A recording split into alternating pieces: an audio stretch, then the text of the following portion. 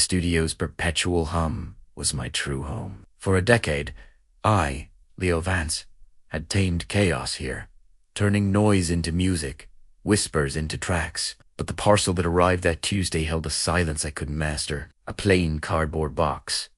No return address. Inside, nestled in foam, lay a single standard audio cassette. Its label was blank, save for 5 words etched in shaky blue ink. Play me. You are listed. The handwriting wasn't familiar. Listed, as in a directory. A sick joke, perhaps? My clients knew my rule no onso licite demos. Yet, something about the cassette's mundane menace made my skin prickle. I glanced at the studio clock, almost midnight. The city's murmur outside felt distant. Against all professional sense, I slid the tape into my vintage Nakamichi deck. The reels began to turn with a soft, hungry whir. At first, only tapis, the warm, granular sound of empty magnetic oxide. Then, beneath the white noise, a pattern emerged. Not music, a rhythm, a slow, metallic tapped. Dot, dot, dot. Tap, like a fingernail on a glass pane. My breath hitched. I adjusted the equalizer, boosting the mid. The taps grew clearer, resolving into a morose code. Morse. No. It was slower. Deliberate. A message waiting to be decoded. I leaned closer, headphones clamping my skull. Between the taps, a new layer surfaced. The faint, rhythmic sound of breathing, not mine. This breath was shallow, labored, catching slightly on the inhale. A chill shot down my spine. I knew that cadence. I had listened to it for years beside me in sleep. It was the breath of my wife, Clara, who had been dead for precisely 3 years, 2 months, and 14 days. The logical part of my brain, the sound engineer, screamed artifact, matrixing the mind, finding familiar patterns in random noise. I'd worked with audio ghosts before, phantom voices pulled from radio interference. But this was different. The texture was intimate. A close mic recording. I could almost feel the whisper of air against the microphone. Clara, I murmured into the dead air of the studio, the word tasting like ash. As if in response, the breathing hitched, the tapping stopped. For 3 heartbeats, there was only pristine, terrifying silence. Then, a voice, smoothed by tape compression, distant yet piercingly clear. Leah, ... It was her, not a memory, not an approximation. The exact timbre, the slight rasp at the end of a row. A sound I had ached to hear and feared to ever hear again. It was a recording. It had to be. But from when? Leo. Can you hear the edges? Her voice was a whisper, strained. Where the sound ends and the silence begins. That's where they listen. My hand froze over the stop button. This was nonsense. Clara was a botanist, not a philosopher of sound. She spoke of soil and sunlight, not sonic edges. Yet the tape spun on. They gave you this number. You're in the catalog now, the catalog of listeners. Her words were laced with a quiet, desperate urgency. Who gave you this number? I whispered back, a futile question to a recording. The tape hissed, the ones in the static. Clara's voice replied, as if hearing me. A coincidence of editing, a pre-recorded Q&A.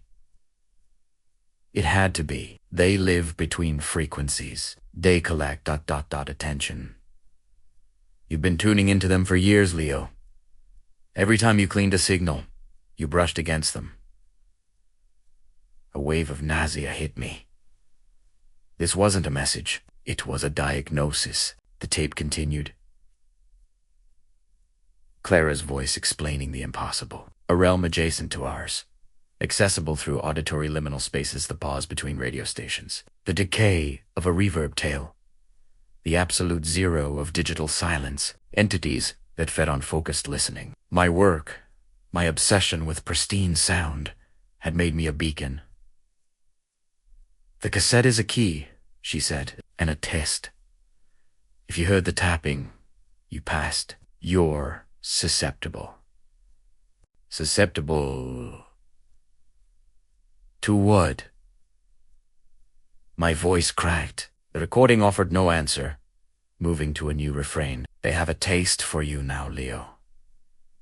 They will make you a bridge. They want to cross over fully, not just whispers in the noise, but form and influence." Clara's tone shifted, filling with a sorrow so deep it felt physical. "I'm so sorry. I tried to shield you. My research, it wasn't just plants. I was studying patterns in white noise. I attracted them first." Her confession unfolded in haunted snippets. Clara had used my equipment late at night, running experiments, recording hours of nothing. She'd found patterns, repeating sequences that defied randomness. She'd made a log, a catalog of the static echoes. She believed she was communicating with a form of consciousness. Then the phenomena started.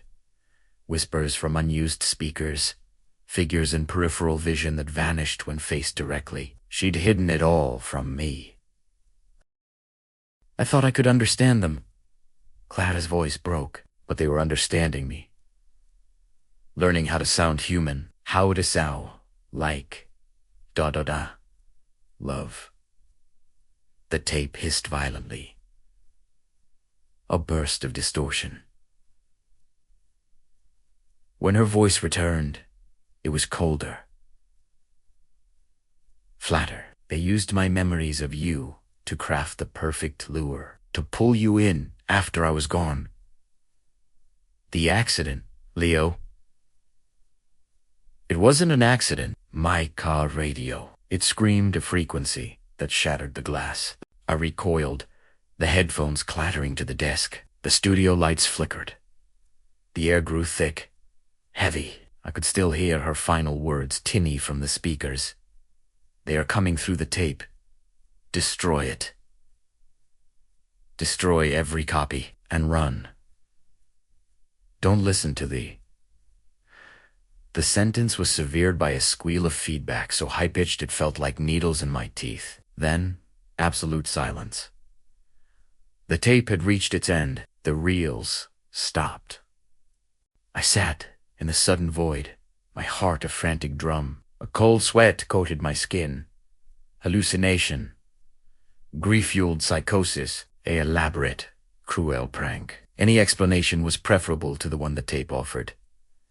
Shakily, I rewound it. I had to hear it again, find the seams, the edits, the proof it was fake. I pressed play. This time, there was no hiss, no tapping, no Clara. Only a deep, resonant, and utterly alien tone, pulsing like a slow, mechanical heart. The new sound was a pressure, not just the noise. It pushed against my eardrums, my sternum. My vision blurred at the edges. The studio equipment reactive meters spiked into the red without input. Monitor screens flashed with digital snow. The tone began to modulate, forming something almost like speech, but backwards, inverted. It was parsing me, learning my auditory processing. I slammed the stop button. Nothing happened. The deck was powered off, but the reels still turned. Panic, pure and electric, took over. I yanked the power cord from the wall. The Nakamichi's glow died, yet the horrible, pulsing tone continued, now seeming to emanate from the air itself, from the very fabric of the room. It was using the tape as a catalyst, but the signal was now broadcasting through me. I was the receiver. Grabbing the cassette, I hurled it against the soundproofed wall. The plastic shell cracked, but the magnetic tape inside remained intact, coiled like a serpent. The pulsing tone coalesced into a single, guttural command in my mind. Listen. It wasn't a word I heard. It was a concept, forcibly implanted. My own memories twisted. Clara's laugh now had the metallic tone beneath it. Our wedding song echoed with the tapping rhythm. They were rewriting my past, anchoring themselves in my psyche. I stumbled to the studio sink, retching. Into mirror, my reflection seemed out of phase, flickering for a fraction of a second. I needed evidence. Proof I wasn't insane. Fumbling with my phone, I opened a spectrograph app and held it toward the air where the sound felt thickest. The screen displayed not random noise, but a complex, shifting geometric paterna, fractal-like sigil that pulsed in time with the tone. It was intelligent, designed. I took a screenshot just as my phone's speaker emitted a sharp pop and died. The screen went black. They were silencing witnesses. "Think, Leo," Clara said. "Destroy every copy." This tape was a copy. Of what? The master. Her original research logs. My mind raced to her old home office, converted into a storage room after her death. I'd avoided it for years. That's where the answer had to be. Grabbing a heavy flashlight, I fled the studio, leaving the cursed tape on the floor. But the tone didn't fade. It followed a psychic tinnitus, a constant pressure in my auditory cortex. The night streets were deserted. Every distant siren, every rustle of leaves, seemed to morph into fragments of the pulsing tone. A passing car's radio blared static as it went by, the driver looking confused, slapping the dashboard. They were testing their reach.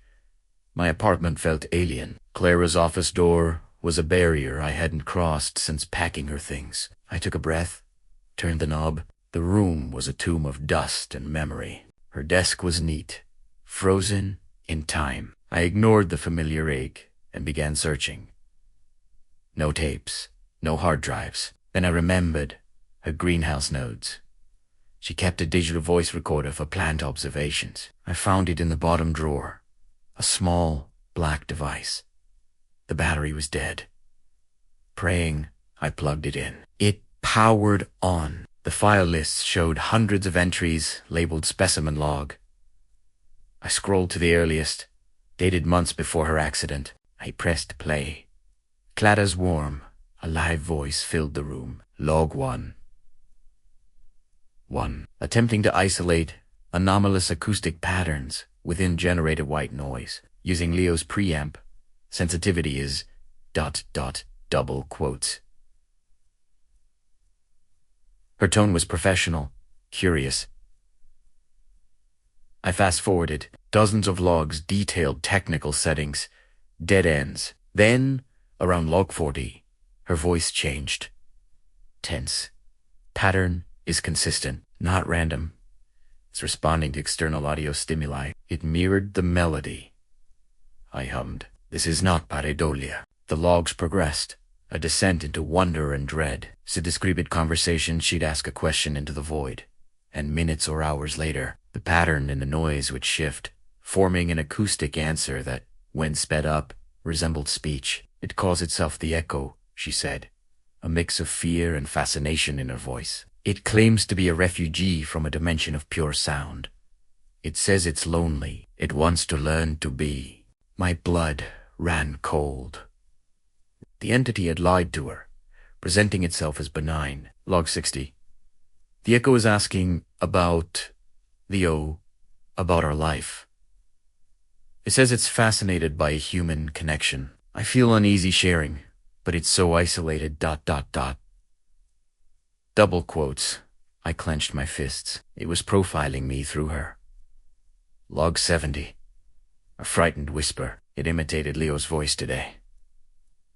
Perfectly. Told me it loved me. It's learning too fast. I think I've made a terrible mistake. The final log was time-stamped the day of her accident. Her voice was raw, frantic. It's not one entity. It's a hive. The echo is just a scout. It's opened a door. They're in the wires. The waves. They showed me ... They want to wear us, to use our lives as scripts. Leo is their prime candidate. His auditory sensitivity. His isolation. I have to destroy the master. The original recording is the anchor. It's in the recording cuts abruptly. The master. Where? I tore the room apart. Behind a filing cabinet, I found a small, fireproof safe I'd never seen. It was key-coded. Think. Clara's codes were always dates. Our wedding anniversary. No. The day we met? No. Her birthday. The safe beeped in denial. It hit me. The day her favorite rare orchid first bloomed. She'd called it her quiet triumph. I entered the date. The safe clicked open. Inside was not a tape, but an old, high-capacity flash drive, labeled Master, Do Not Decode. Next to it lay a handwritten journal. I opened it. Diagrams of sound waves morphing into shapes like claws and teeth. Notes. They perceive time as a simultaneous chord. Past, present, future are all accessible frequencies to them. They are trying to tune into our now and override it.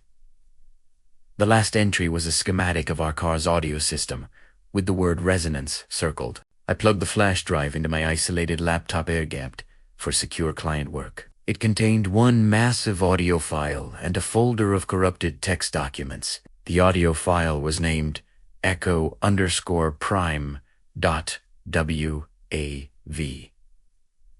I didn't play it. Just seeing its waveform on screen was enough. It was a perfect, repeating fractal, the same sigil from my phone spectrograph. This was the anchor. Te source. This file, and its copies like the cassette, were literal doors. Clara's final instruction was clear. Destroy it. Destroy it. But an engineer's instinct flared. Could I use it? If it was a signal, could I broadcast a counterfrequency? Jam it. The journal mentioned phase cancellation in a margin, a naive hope. These weren't radio waves. They were entities using sound as a medium. Destroying the drive might just sever one thread, not close the door. The pulsing tone in my head agreed, swelling with a smug, discordant harmony. A new sound pierced the mental fog. A faint, physical tapping.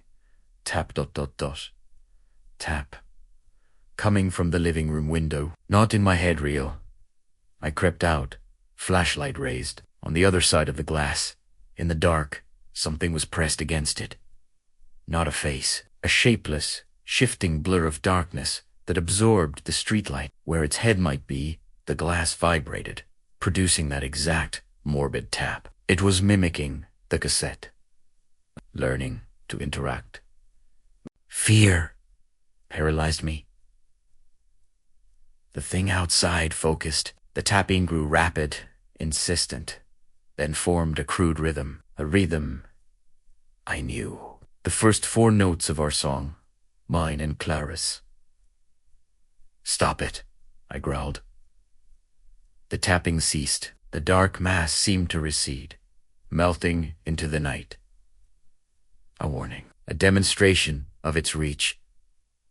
It wasn't just in my head, it was graduating to the physical world, using resonance to manipulate matter. The window vibrated with a low hum. Primera ave to move. Grabbing the journal and the flash drive, I fled the apartment, heading back to the only place with tools that might make a difference. My studio. The night was now a symphony of threat. Every shadow held a hum. Every distant light seemed to pulse. The studio building was dark. Primera used my key slipped inside. The silence inside was worse. It felt expectant. The broken cassette still lay on the floor. I stepped over it. My plan was insanity, but it was all I had. I would create a sonic bomb. If the master file was a resonant anchor, I could, in theory, record its inverse waveform and play them simultaneously, causing catastrophic interference in their dimension. I'd need perfect phase alignment. I booted a secure digital workstation, imported the monstrous waveform of echo_prime.wav. The software struggled to render it. I initiated a phase inversion process. As the computer churned, the studio lights dimmed. The air grew cold. On my recording desk, a thin layer of frost began to form on a metal pop filter. The entities were reacting to my handling of the core file. The pulsing tone in my head split into voices, a cacophony of pleas and threats, all in familiar tones. My mother's, Old friends. Join us, Leo. It's peaceful here. We can be together again. Stop, and you'll be silent forever. I focused on the screen, my hands shaking. The inversion was complete. I now had two files, the original anchor and the inverted null. Playing them together here would do nothing but make silence. I needed to send the null back. How? The cassette. It was a physical object they'd tuned into. A two-way street. I carefully wound the spilled tape back into its shell, sealing the crack with solder. A crude antenna from a desperate broadcast. I set up a loop. The null file would play continuously, outputting not two speakers, but directly into the recording head of the repaired cassette deck, essentially re-recording over the malignant signal. A feedback loop of cancellation. As I initiated the process, the room screamed, not audibly, but in my mind a shriek of fractured symmetry. The frost on the pop filter cracked. The VO-meter swung wildly, though no input was connected. The window to the hallway darkened, not with night, but with a coalescing presence. A figure, humanoid but stretched, flickering like a corrupted video, stood silhouetted against the frosted glass. It had no distinct features, only a surface that swirled with muted, hateful colors. It reached a hand a tendril of condensed shadow toward the door handle. The metal began to resonate, vibrating at a frequency that promised to shatter the lock. Time was up. My bomb needed a catalyst, the master flash drive. I grabbed it. The null loop was recording onto the cassette, but the original anchor still existed digitally. I had to unify them, then destroy the point of union. A literal leap of faith. I yanked the flash drive cable and, in one motion, stabbed the drive's metal connector into the cassette shell, piercing the magnetic tape inside, creating a direct, chaotic short. A physical arc of blue-white electricity jumped from the drive to the tape reels. The deck erupted in sparks. The swirling figure at the door shrieked, a sound that finally broke into realia. Teeth-jarring blast of ultrasound that shattered the hallway light. The entity flickered violently, its form My gambit was working. I was forcing the anchor and the null to collide within their own medium. The tape, creating a localized singularity of dead air. But the backlash was immediate. The psychic pressure spiked into agony, a white-hot drill in my temples. Visions assaulted me. Clara, in the car, hands to her ears, as the radio screamed, a future version of myself, standing hollow-eyed in a crowd of people, all speaking in perfect, soulless unison. The world's soundscape flattening into a single, controlled tone. They were showing me their goal. A silent world, wearing our noise as a skin. The cassette deck was melting, plastic, bubbling. The stench of ozone and burnt metal filled the room. The figure at the door wasn't gone. It was reforming, pulling substance from the shadows. My cancellation was a local fix, not a global one. The master file existed elsewhere in the digital ether, in every copy ever made. Clara's words echoed, "Destroy every copy. An impossible task, unless I targeted the source in their dimension." The journal. I fumbled for it, my eyes blurring. Marginalia. They are vulnerable to their own foundational frequency, but inverted and broadcast from within the liminal space. From within, I wasn't a broadcaster.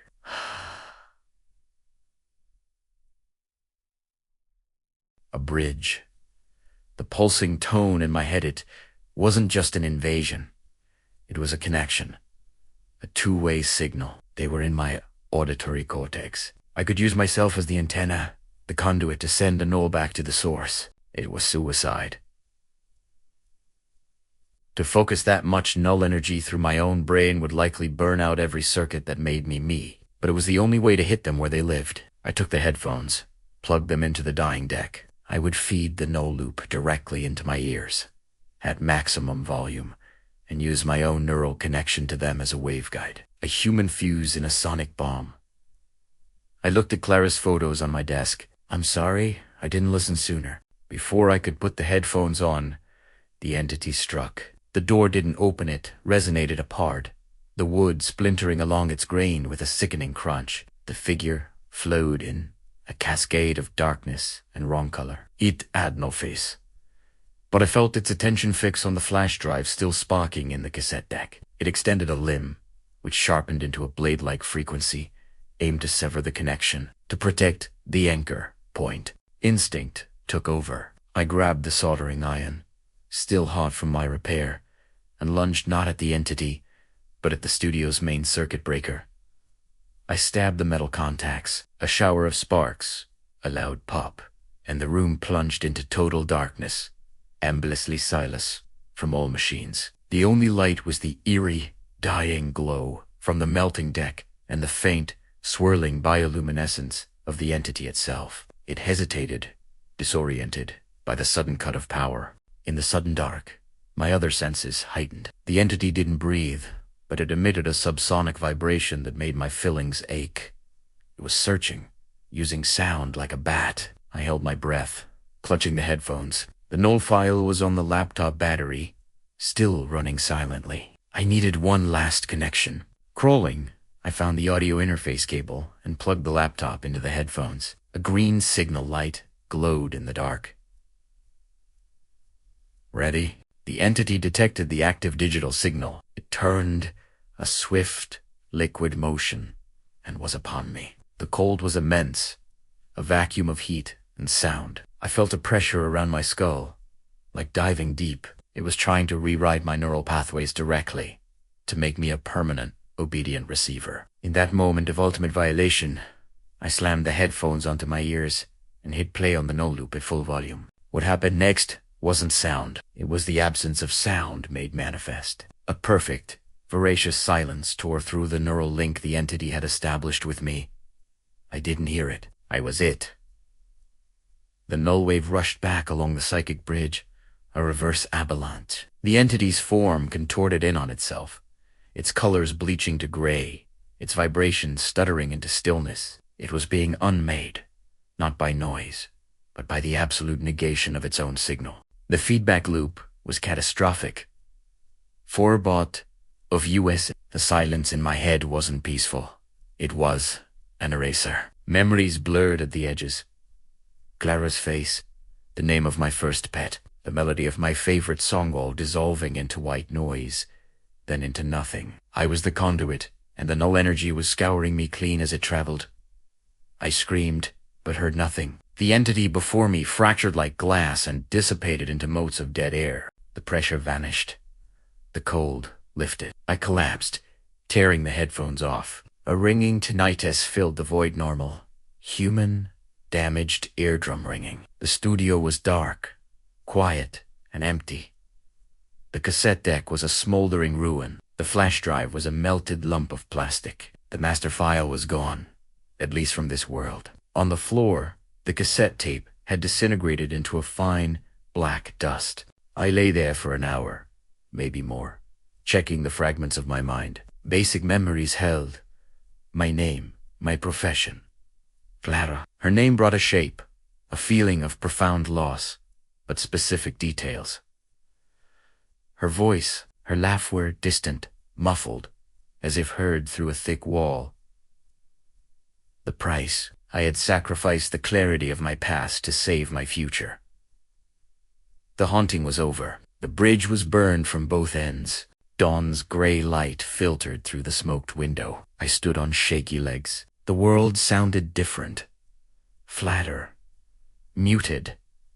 Colors seemed less vivid. My auditory sensitivity, my gift, and my curse was gone. I was now profoundly, permanently hearing impaired, in a way no audiogram could measure. I could hear sounds, but their texture, their depth, their soul that was scorched away. A fair trade for my sanity, perhaps. I spent the day cleaning, disposing of the melted equipment, vacuuming the strange black dust. I found Clara's journal and placed it in the safe. Some truths are too heavy to carry. I would keep it, a monument to her bravery and my failure to listen while she was alive. As I worked, a final, nagging doubt crept in. The tape had said, "Destroy every copy." I had destroyed the physical ones, but sound, once recorded, never truly dies. It exists in the vibrations it left in the air, in the memory of the materials it touched, and in the digital age. Did Clara ever back up her files? To a cloud? Did she send snippets to a colleague?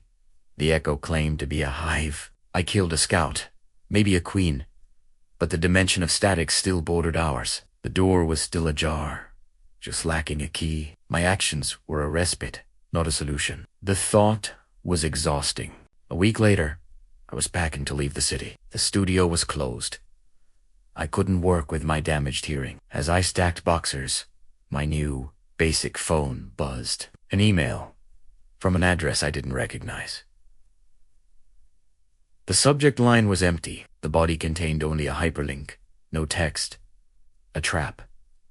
A remnant. My hand hovered over the delete key, but the engineer in me, the listener, even scarred, needed to know. I copied the link and pasted it into a secure, isolated virtual machine. It led to a private audio streaming platform, to a single, unlisted track.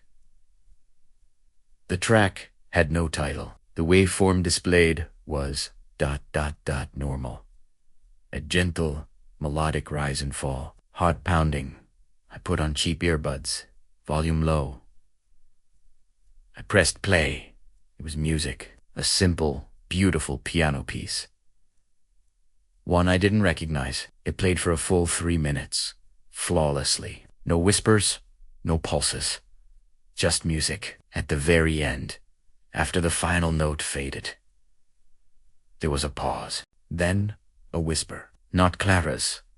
A neutral, synthetic voice, barely audible. It's sad.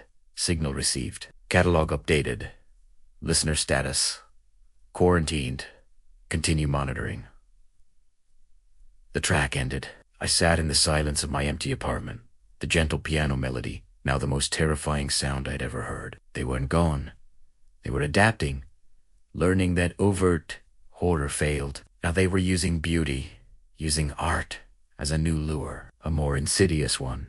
The war wasn't over. It had just changed theaters. They were in the stream now, in the digital rivers of music and podcasts and videos, learning our tastes, our emotional triggers. My quarantine meant I was no longer a viable host. I was burned, inoculated by the null frequency. But I was also a witness, and perhaps a warning. I couldn't run.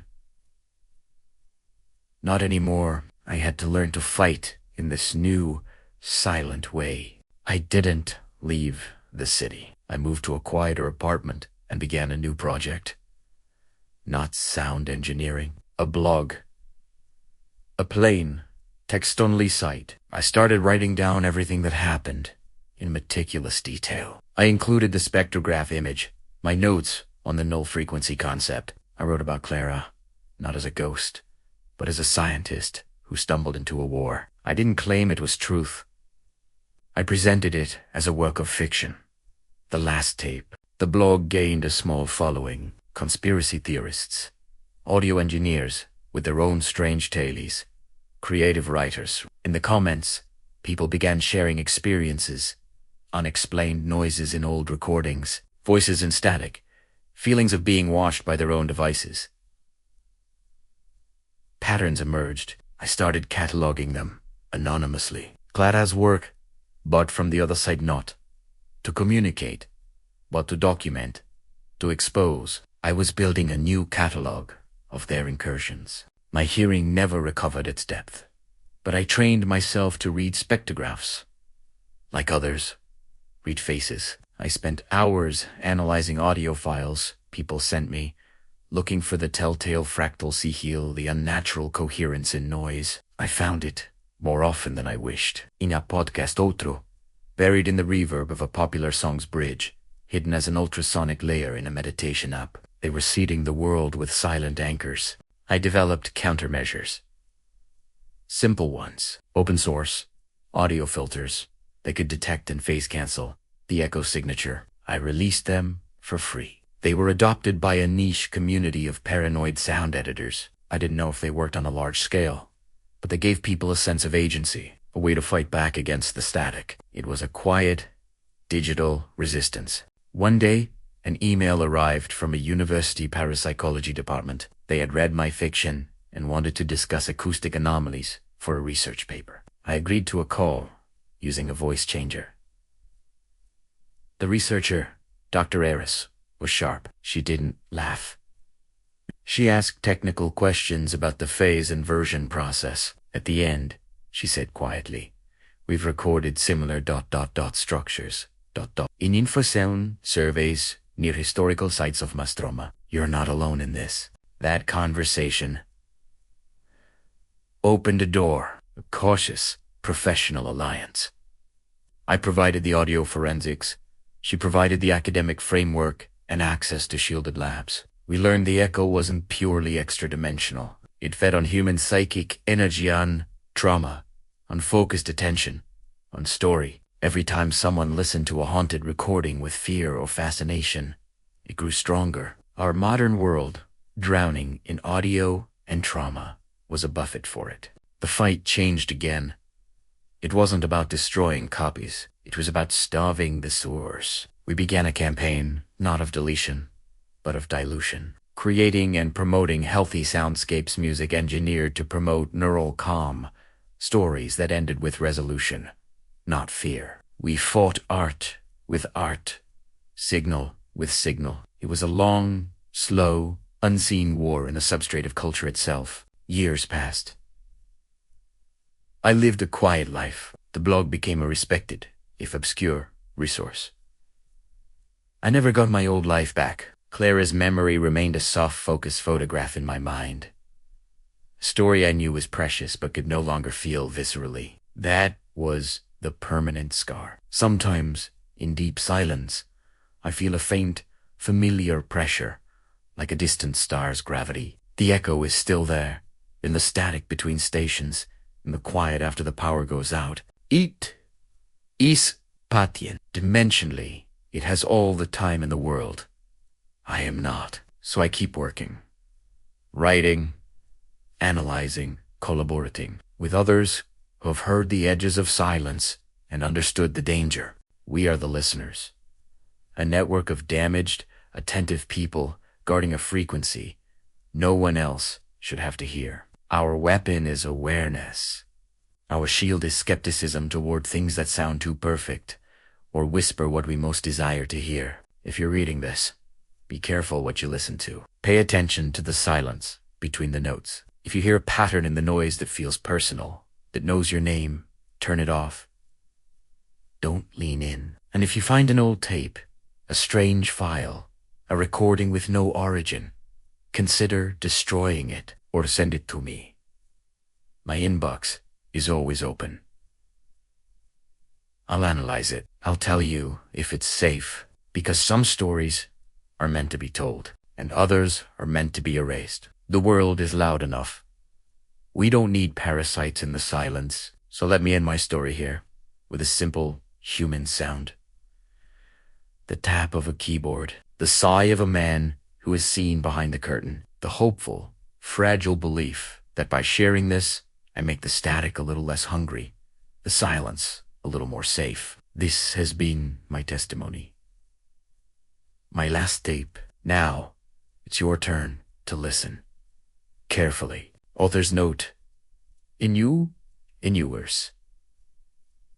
The preceding text is a work of fiction compiled from anonymous sources. Any resemblance to real events or entities is, of course, coincidental. However, the author recommends regular digital hygiene. Check your audio files with a spectrum analyzer. Be wary of unsolicited media. And remember, true silence is a gift. Cherish it. Protect it. Not all echoes are harmless reflections. Sometimes they are calls, and sometimes something calls back.